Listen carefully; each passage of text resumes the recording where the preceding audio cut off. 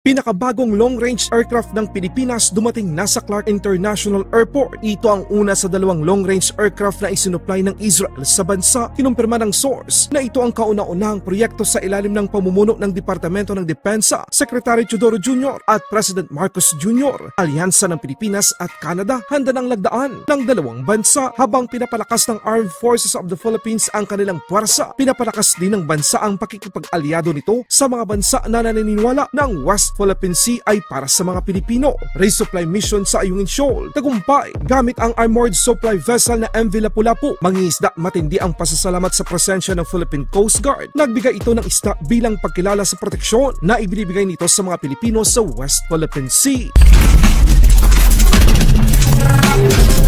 Ang una sa dalawang long-range patrol aircraft ng Philippine Air Force na isinupply ng Israel dumating na sa Pilipinas. Tama ang narinig niyo mga kabayan, nasa Pilipinas na ang matagal na nating inaantay ang pagkakaroon ng Philippine Air Force ng sarili nitong eroplano na kayang magsagawa ng matagal na pagkuha ng intelligence, surveillance at reconnaissance sa mga nasasakupan ng Pilipinas lalong-lalo na sa West Philippine Sea. Ayon sa source, taong 2023 nang maibigay at makumpirma ng Elbit system ng Israel ang pagkakaroon ng kontrata para mag-supply ng dalawang long-range aircraft sa isang bansa sa Southeast Asia na nagkakahalaga ng $114 million. Ang nasabing proyekto ay aabot hanggang 5 taon pero matapos ang mahigit 1 taon na i-deliver na ng Israel ang kauna-unahang long-range aircraft ng Pilipinas. Dagdag pa ng source, ito ang kauna-unahang military assets na nabili sa pangunguna ni Department of National Defense Secretary Gibo Teodoro Jr. sa ilalim ng pamumuno ni President Marcos Jr. Ang long-range aircraft na ito ay base sa ATR-72-600. Ang Elbit system na isa sa mga kumpanya ng Israel ay lalagyan ng mga kakayahan ang dalawang long-range aircraft na nabili ng Pilipinas sa kanila. Kabilang sa mga advanced na kapabilidad ay ang Mission Management System, Electro-Optics, Radar, SIGINT, Communication at marami pang iba. Pag sinabi nating SIGINT, mga kabayan, ito ay ang kakayahan na ma-intercept ng long-range aircraft ng Pilipinas ang mga komunikasyon, pagtawag sa telepono, mga emails at marami pang iba. Ito ay tagumpay ng bawat Pilipino. Ito ang mga kakayahan na wala tayo noon pero meron na tayo ngayon. Sa ibang balita naman, kinumpirma naman ng Department of National Defense Secretary Gibo Teodoro Jr. na ang Philippines at Canada Military Interoperability Agreement ay nakahanda na upang lagdaan. Panalo ito mga kabayan dahil maliban sa Amerika, Japan, Australia, New Zealand at Germany, magiging kaalyado na rin ng Pilipinas ang Canada habang nagpapalakas ang sandatang lakas ng Pilipinas sa pamamagitan ng pagbili ng mga makabagong armas. Nagpapalakas din ang bansa sa pamamagitan ng pagparami ng mga kaalyado na naniniwala na ang West Philippine Sea ay sa Pilipinas, hindi sa China. With France, I cannot give a date, but with Canada, it's ready for signing already. Within the year, sir? Yeah, pretty soon. Of course, we want to have a scheduled date as to when the president would actually travel to Canada because he hasn't visited yet. I don't have any word about it.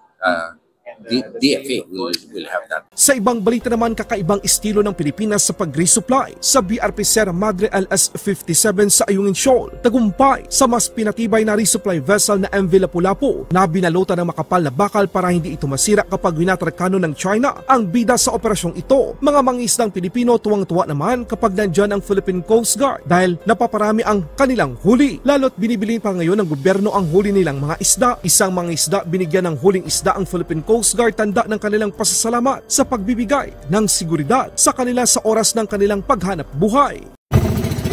Good morning mga idol, mga bro. Dito kami ngayon sa West Philippine Sea. Nalapitan po namin yung ating Philippine Coast Guard. Nandito na naka-steady lang sila rito.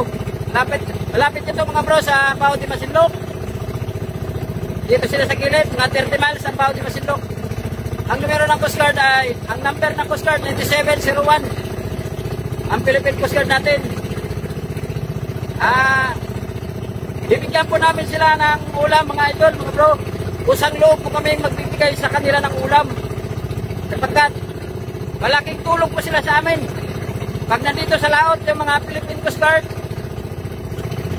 pag may mga emergency kami sa bangka, nasiraan kami, agad-agad tinutulungan kami kaagad ng Philippine Coast Guard.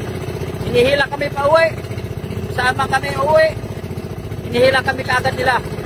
Kaya Bibigyan po namin siya ng ng ulam mga idol, pagkilaw nila. Nalapitan ko yung Philippine Coast Guard natin. Bibigyan ko sila ng ulam ito. Para may pang-ulam-ulam sila.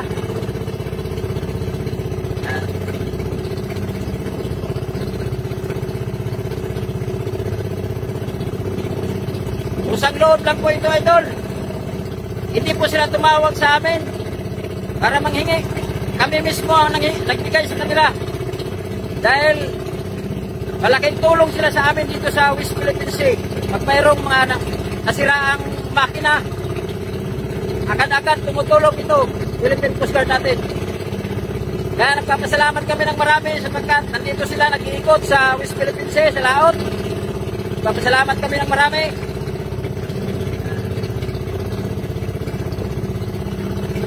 Yan ang Philippine Coast Guard natin, mga idol.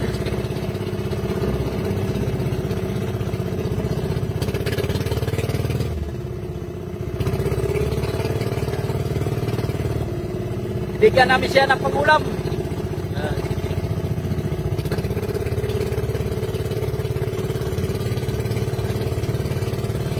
Dahil nakakatulong po sila sa amin ng malaki.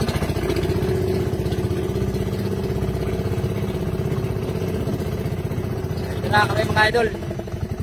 Hanggang dito na lang mga idol at magandang umaga sa inyong lahat. Ito, palapit na kami sa Philippine Coast Guard. Bigyan na namin sila ng isda ng pangkilaw. Ito, 9701 ang numero ng barko. Yan.